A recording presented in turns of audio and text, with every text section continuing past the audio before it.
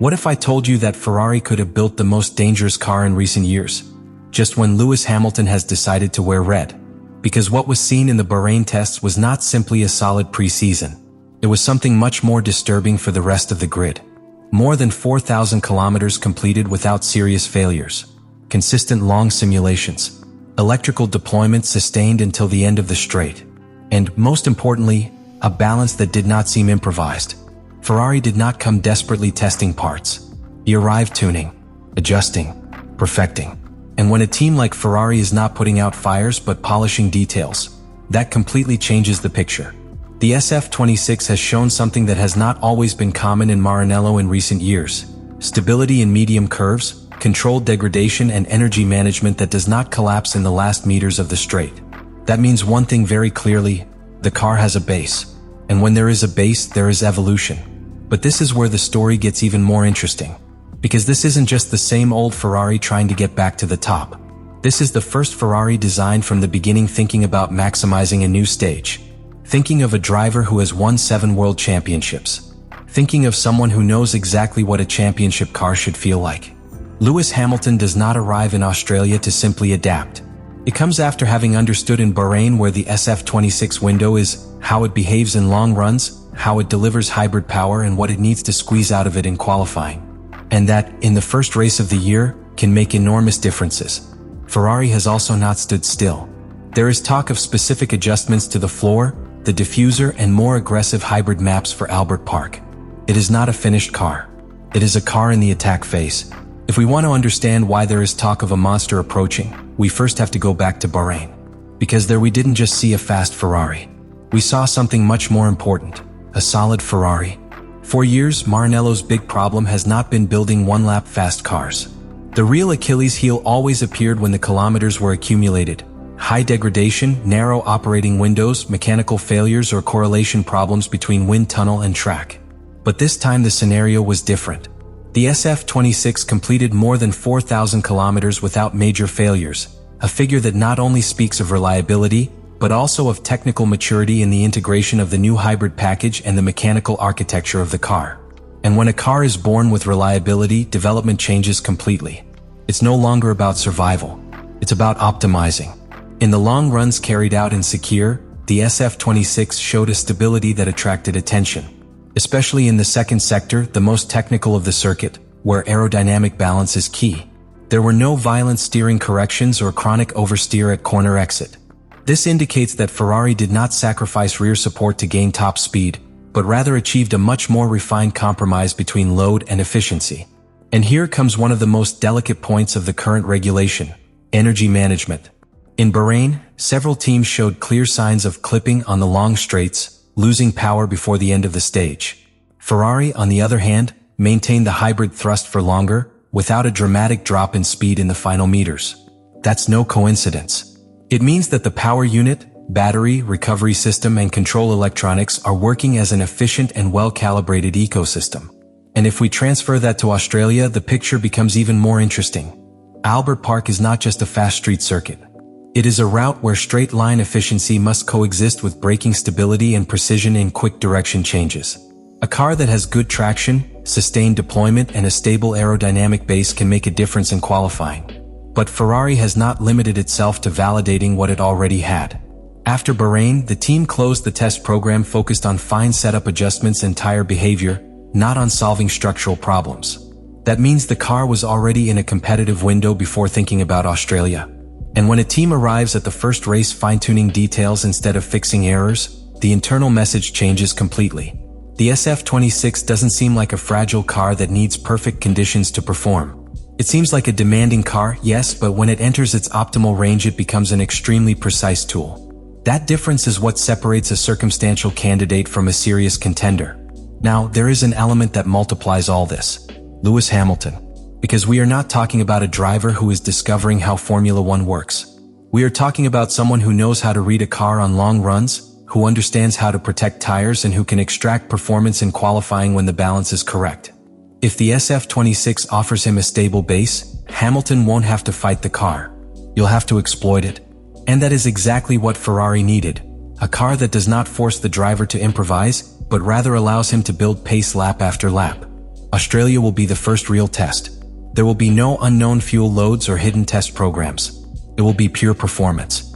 And if what the SF-26 hinted at in Bahrain is confirmed in Albert Park, the narrative of the season may change from the first race. Because it's one thing to have speed. It is quite another to have speed, reliability, and room for development.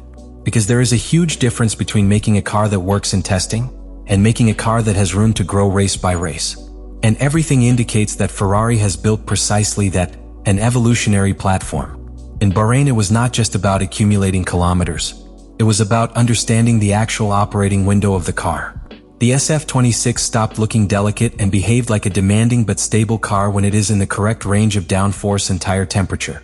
That transition is key, because it means that performance does not depend on miraculous conditions, but on precise tuning. And here appears one of the most important factors for Australia: correlation. In previous seasons, Ferrari has suffered when wind tunnel data did not match what was happening on the track. In Bahrain, the team finished the program feeling positive about that correlation, allowing them to introduce specific evolutions with greater confidence. That completely changes the approach before the first Grand Prix, because they do not arrive in Australia with structural doubts. They arrive with planned adjustments. There is talk of underfloor refinements, diffuser optimization, and more aggressive hybrid maps to maximize the new power unit. It is not a revolution, it's tuning.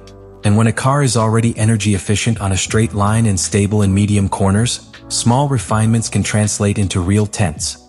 Now let's think about the specific scenario of Albert Park. It is a circuit that requires low-speed traction on slow exits, stability in quick changes of direction, and aerodynamic efficiency on the intermediate straights.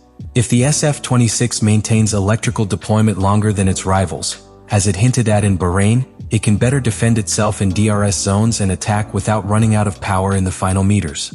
And that, strategically, changes the race.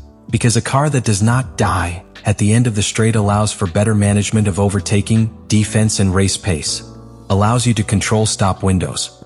It allows you to play with undercuts without depending solely on rival degradation. But there is something even more relevant. Ferrari doesn't seem to have pursued an extreme car in one area while sacrificing another. It doesn't look like a car built to shine only in qualifying. The long runs were constant, stable. No dramatic degradation spikes. That's what makes a car a championship contender. Repeat performance, not one-time explosions. And here the psychological factor comes in. If Ferrari starts strong in Australia, it will not only score points. Send a message to the grille and to herself. Because in recent years, the problem has not only been technical, but mental. The historical pressure weighs.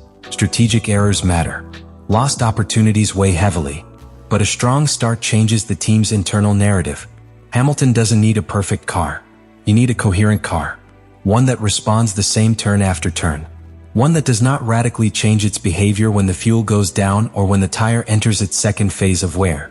And the SF-26, apparently in Bahrain, is starting to look like that kind of car. We don't know yet if he is the fastest on the grid. Only Australia will say that. But what we do know is that Ferrari does not seem to be improvising. It's running. And when a team like Ferrari executes with method, with reliability, and with room for development, the rest begin to look with concern.